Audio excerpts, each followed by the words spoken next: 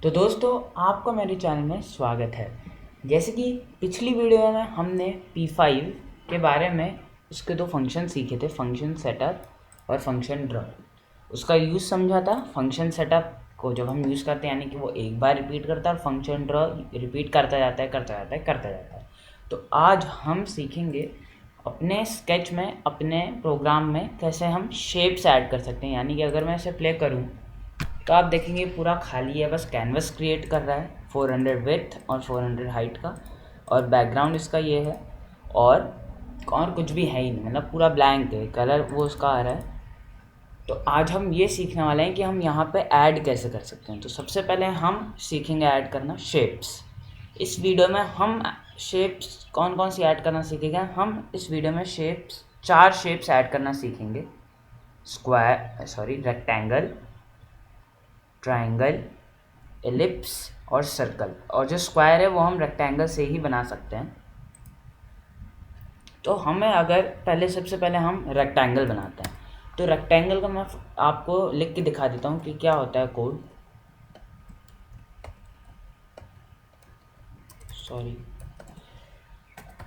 तो आप देख सकते हैं यहाँ पे रेक्टेंगल बन चुका है।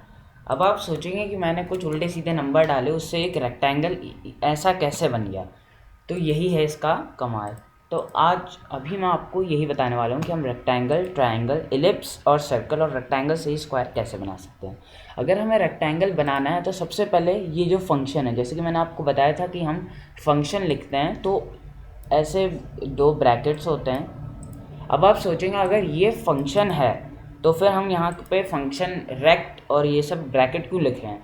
तो यही मैं बता रहा था, अगर जब हम फंक्शन ड्रॉ और सेटअप लिखते हैं तो ये प्री डिफाइंड फंक्शंस होते हैं, यानी कि ये बहुत ही मेजर रोल प्ले करते हैं हमारे स्केच में। इसलिए जब भी हम स्केच खोलते हैं तो ये अपने आप बने रहते हैं। इनको अगर हम हटा देंगे तो अगर मैं इसको हटा दूँ, देखिए कुछ नहीं चल रहा है। इसको हटा दूँ तो देखिए कुछ नहीं चल रहा है। यानी कि ये दोनों जब तक नहीं होंगे तब तक कुछ भी नहीं हो पाएगा। लेकिन ये जो रेक्ट फंक्शन है ये एक ऐसा फंक्शन है, अगर इसको हटा दें बस रेक्ट हटेगा, बाकी कुछ चेंज नहीं आएगा।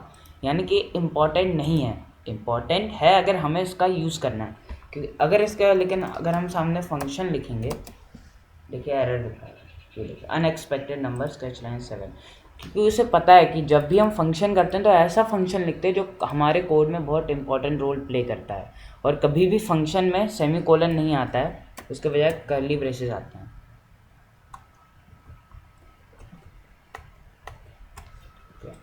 तो इसलिए रेक्ट में जब हम लिखते हैं, ना ही हम फंक्शन लिखते हैं सेमीकोलन लगाते हैं और ना ही लास्ट में कर्ली ब्रेसेस लगाते हैं। तो अब आप रेक्ट का क्लियर हो गया कि जब भी हमें रेक्टेंगल बनाना होता है उसका पर्टिकुलर की वर्ड होता है रेक्ट, RECT।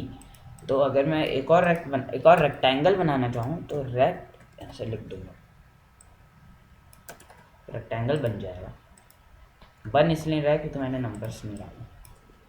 चलिए, तो रेक्ट हमने समझ लिया। और फिर ये नंबर्स अगर समझें, आपको याद होगा मैंने ये बताया था क्रिएट कैनवस में विड्थ और हाइट। अब आप सोचेंगे ये भी विड्थ और हाइट होगा, लेकिन यहाँ पे 2 के बजाय 4 पैरामीटर्स दिख रहे होंगे, 1 2 3 और ये 4। अब 4 किसके लिए हैं? देखिए इसमें जो पहला है ये होता है एक्स कोऑर्डिनेट। एक्स कोऑर्डिनेट यानी हम अगर यहाँ पे हैं तो उसके हॉरिजॉन्टल एक्सिस जो होता है एक्स एक्सिस, यानी कि ये आपने मैथ्स में पढ़ा होगा जरूर। तो अगर आगे जाएंगे तो ये एक्स एक्सिस हुआ, ये एक्स एक्सिस, यहाँ पे अगर हम हैं तो यहाँ एक्स एक्सिस बढ़ता जा रहा है। तो ये है एक्स एक्सिस, लिखते हैं 100 यानी कि यहाँ पे 0 है एक्स, कहीं पे भी आप ले लें, चाहे इधर ले लें, मैं इधर लेता हूँ। तो 100 पिक्सल्स आगे जाएगा, 1 2 3 4 5 6 7 8, और यहाँ पे आके लगभग 100 होगा, तभी ये इधर बन रहा है। अब आप सोचेंगे 100 पिक्सल्स आगे गया एक्स एक्सिस पे। अब 100 पिक्सल यहाँ पे भी हो सकता है, यहाँ पे भी 100 है, यहाँ पे भी 100, लेकिन वो अब इधर ही क्यों हुआ। तो इसको स्पेसिफाई करने के लिए हमने यहाँ पे लिखा है वाई एक्सिस। अब वाई एक्सिस होता है, जैसे एक्स एक्सिस हॉरिजॉन्टल होता था, वाई एक्सिस वर्टिकल होता है। ये 100 यानी कि ये है वाई एक्सिस 0, तो यहाँ से नीचे को 100 यानी कि ये 10 20 30 40 50 60 70 80 100, तो यहाँ पे 100 आ गया। अब आप सोचेंगे कि अगर वाई एक्सिस यहाँ से समझ लिया 100 लिया और एक्स एक्सिस भी 100 लिया यहाँ इतना, लेकिन वो इसको इसी जगह पे क्यों कर रहा है? ये अलग अलग क्यों नहीं ले रहा, दोनों को एक साथ क्यों नहीं ले रहा है? क्यों ले रहा है? ये इसलिए होता है कि जैसे ही एक्स एक्सिस अगर 100 होता है तो ये आगे कोई एकदम इनविजिबल लाइन आ जाती है, यानी कि यहाँ से अगर एक्स एक्सिस ऐसा है यानी कि इतना, तो ये पूरा एक्स एक्सिस 100 आ जाता है, तो इसमें पूरी लाइन खिंच जाएगी। और ये वाई एक्सिस है 100 वाई एक्सिस यानी यहाँ पे लगभग, तो इतने पूरे में लाइन खिंच जाएगी, यानी ये लाइन और ये लाइन जहाँ ये दोनों इंटरसेक्ट करते हैं वहाँ ये आ जाता है। अब आप सोचेंगे जैसे कि मैंने बताया कि अभी ये जो पॉइंट है ये है 100 पिक्सल्स वाई और एक्स एक्सिस।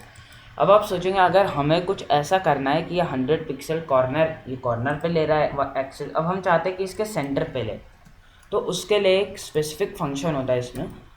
हम जब भी रेक्टेंगल क्रिएट कर रहे हैं उससे पहले हमें लिखना होता है रेक्ट मोड। अब देखिए एक और चीज़ मैं बताना चाहता हूँ, ये जो रेक्ट मोड, अब आप सोच रहे होंगे कि एम कैपिटल क्यों है, हम ऐसे लिख सकते हैं, या अगर रेक्ट मोड लिखना ही है तो आर को कैपिटल लिख लो, सबको स्मॉल लिख लो, सबको कैपिटल लिख लो।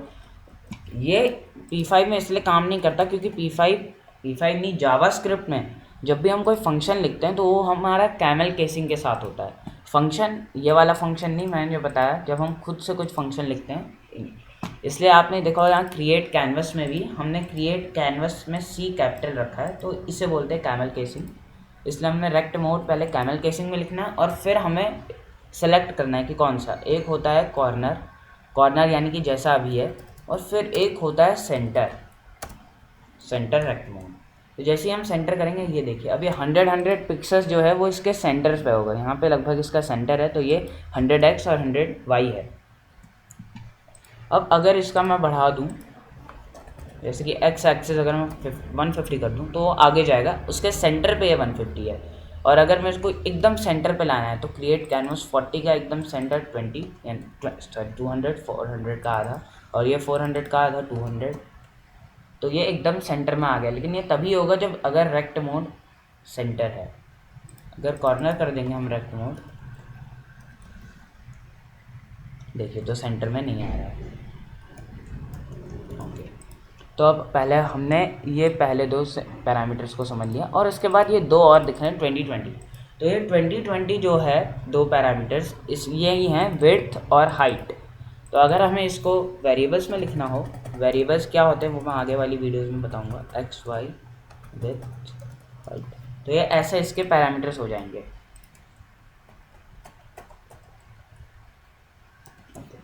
तो ये विड्थ और ये हाइट, ये मैंने दूसरी वीडियो में बताया था कि ये विड्थ जो होती है पिक्सल्स में होती है, तो 20 पिक्सल्स यानी कि यहाँ से लेकर यहाँ तक, और ये 20 पिक्सल्स हाइट यहाँ।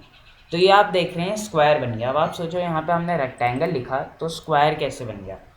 तो ऐसा होता है कि रेक्टेंगल एक स्क्वायर भी एक रेक्टेंगल होता है, तो इसलिए हम रेक्टेंगल से स्क्वायर बना सकते हैं क्योंकि दो साइड्स पैरेलल होती हैं और 90 डिग्री, दो साइड्स में से सारी पैरेलल होती हैं और 90 डिग्री होता है।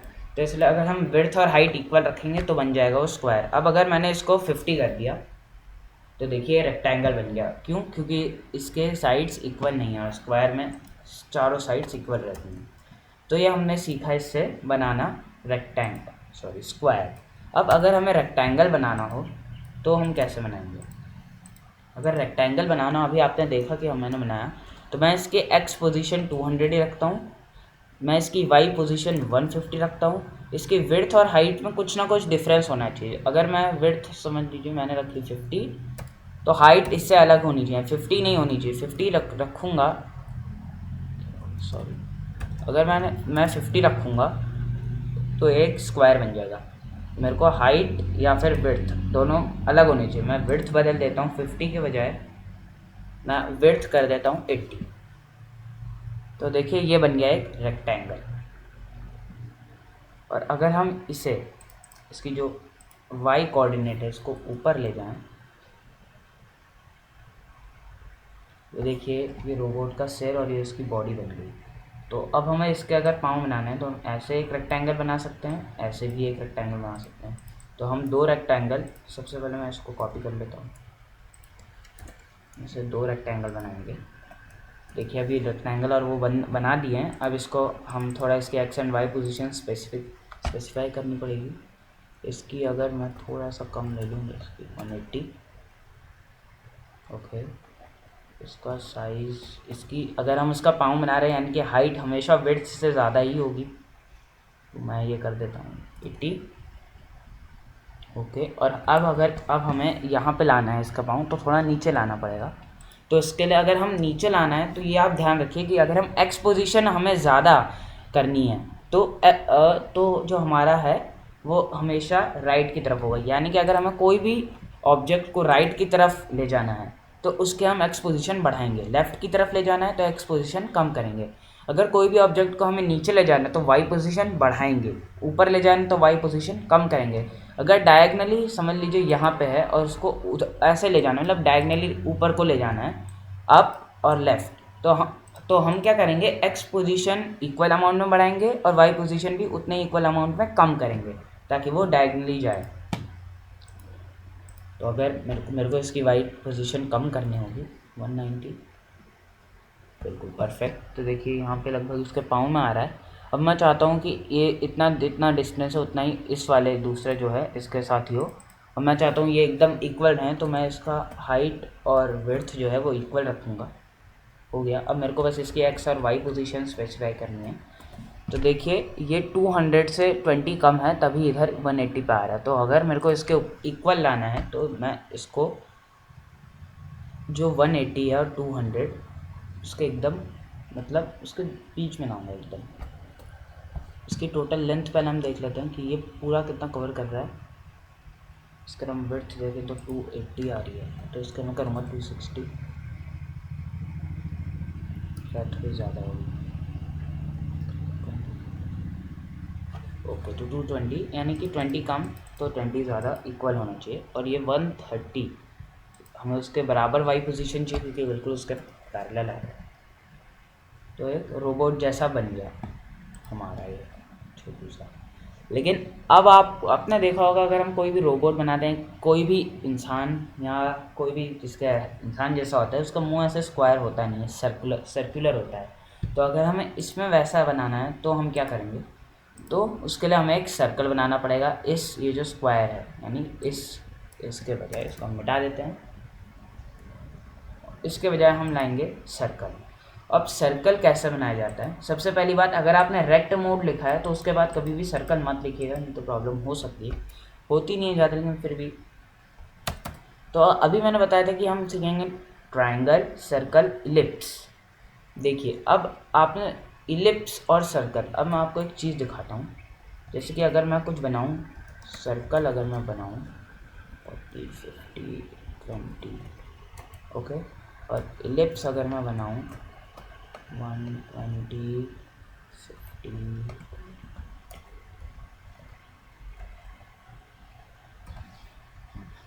तो देखिए अब आप देखेंगे मैंने कोड अलग डाला है लेकिन देखेंगे कि दोनों इक्वल साइज है, जबकि मैंने यहाँ पे सर्कल डाला और यहाँ इलिप्स। तो कैसा हुआ कि दोनों इक्वल साइज हैं। तो देखिए सर्कल और इलिप्स बिल्कुल सेम है लेकिन सर्कल इनके पैरामीटर्स अलग हैं। देखिए फर्स्ट है ये एक्स कोऑर्डिनेट है यानी एक्स पोजीशन, वो मैं आपको बता चुका हूँ क्या होता है। सेकंड वाई पोजीशन, और यही सेम है इलिप्स के लिए, एक्स पोजीशन 120, वाई पोजीशन 50। अब आप देखेंगे यहाँ पे मैंने एक बार 20 डाला है और यहाँ पे 2 बार, यानी कि यहाँ पे एक पैरामीटर ही डालना पड़ेगा और यहाँ पे 2 पैरामीटर्स। वो क्या है, देखिए जो 20 है सर्कल का, 20 पिक्सल्स जो है वो है सर्कल का डायामीटर। अगर मैं इसको बढ़ा के 25 करूँ तो डायमीटर बढ़ जाएगा। देखिए सर्कल थोड़ा बड़ा हो गया। अब अगर मैं इसको 35 कर दूँ तो और बड़ा हो जाएगा, क्योंकि हम डायमीटर बढ़ाएंगे तो बड़ा होते जाएगा। लेकिन इलिप्स जो है ये इसकी विड्थ और ये इसकी हाइट, यानी कि अगर मैं इसको 40 करूँ, देखिए वो विड्थ यानी कि खिंच गया थोड़ा, और अगर मैं इसको 20 है तो 10 कर दूं तो देखिए पतला हो गया, नीचे का आ गया। यानी कि जैसे कि अभी हमने देखा कि हम रेक्टेंगल से स्क्वायर बना सकते हैं, वैसे ही हम इलिप्स से सर्कल भी बना सकते हैं। तो हम सर्कल का ज़्यादा यूज़ नहीं करते हैं, इलिप्स का ही ज़्यादातर यूज़ होता है, क्योंकि इलिप्स से दोनों बनता है, लेकिन सर्कल से कभी इलिप्स नहीं बन सकता।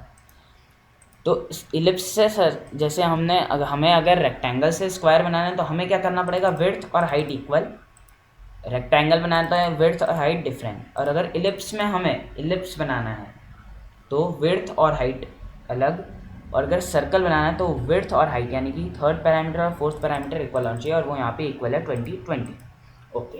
तो ये हो गया। अब इसका फेस थोड़ा बड़ा होना चाहिए, 30 कर देता हूँ मैं, ओके बराबर, और यहाँ पे आना चाहिए एकदम, यहाँ पे हमें सेंटर में आना चाहिए। तो अभी मैं इसको इसकी एक्स और वाई पोजीशन बदलनी पड़ेगी। इसको 160 करता हूँ, क्या करता हूँ 200। देखिए आपको एक्स और वाई पोजीशन एग्जैक्ट लानी है तो आपको बार बार ट्राई करना पड़ेगा, मतलब अलग अलग पैरामीटर्स लिखने पड़ेंगे आपको, जब जो परफेक्ट लगे पैरामीटर उसी पे फिर आगे करना है। सॉरी ये ज़्यादा हो गया। तो देखिए मेरे को इतना सही लग रहा है, और मैं इसको नीचे ले आता हूँ 250, ज़्यादा नीचे आ गया 150, 100। ओके थोड़ा बड़ा है, लेकिन एक्स पोजीशन थोड़ी सी ख़राब लग रही है।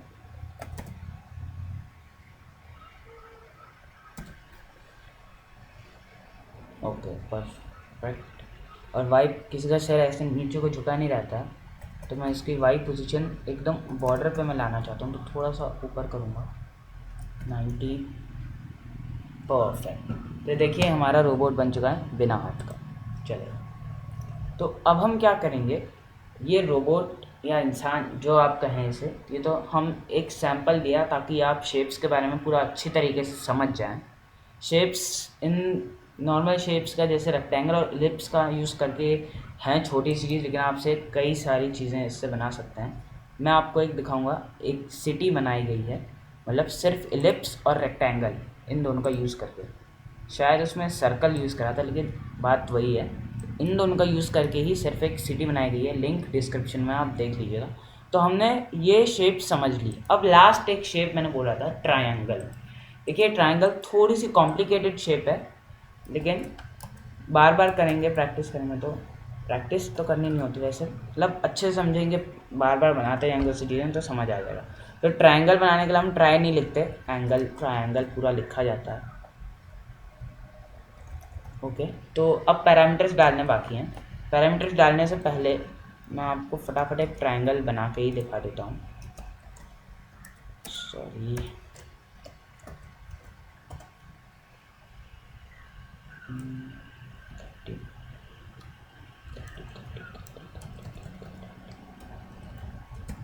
अब आप देखिए क्या बना, एक डॉट थोड़ा,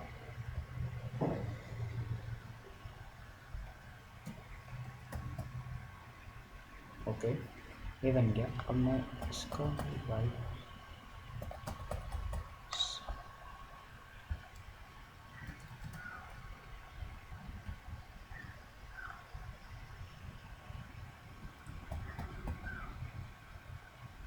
टिल्ट कर दिया, इसका 90 50, ओके इसका 30 50, तो बन गया हमारा ट्रायंगल।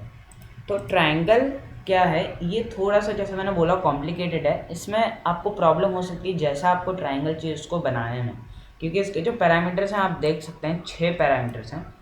इसको आप एक बार लेकिन अगर वेरिएबल से समझेंगे, जैसे मैंने समझाया था एक्स वाई डब्ल्यू एच, वैसे समझेंगे तो थोड़ा आसान लगेगा।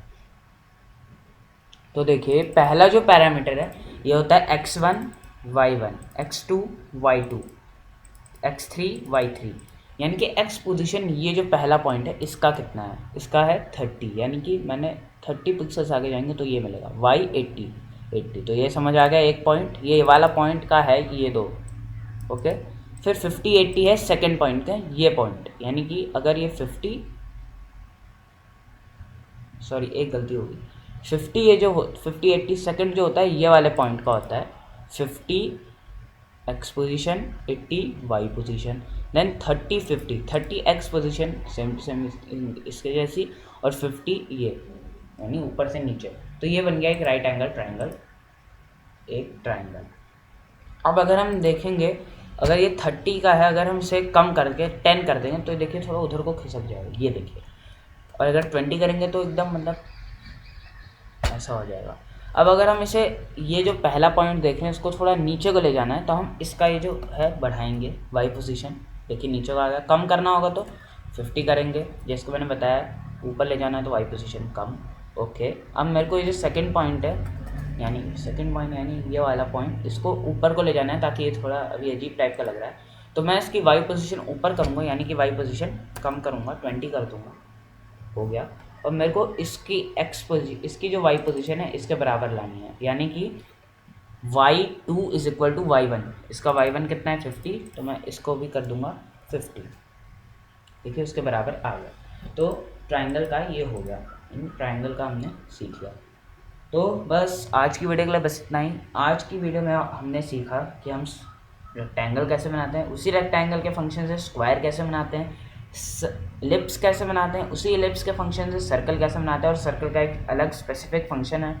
सबके पैरामीटर समझे, रेक्टेंगल का X Y width height, square के लिए भी वही, इलिप्स बनाने के लिए एक्स वाई विड्थ हाइट, और सर्कल के लिए एक्स वाई डायमीटर। देन हमने ट्राइंगल का देखा, ट्राइंगल का x1 y1, x2 y2, x3 y3। ये थोड़ा कॉम्प्लिकेटेड था ट्राइंगल, लेकिन फिर भी हमने इसे समझ लिया। तो बस आज की वीडियो के लिए बस इतना ही। मैं मिलता हूँ आपको नेक्स्ट वीडियो में, तब तक के लिए बाय।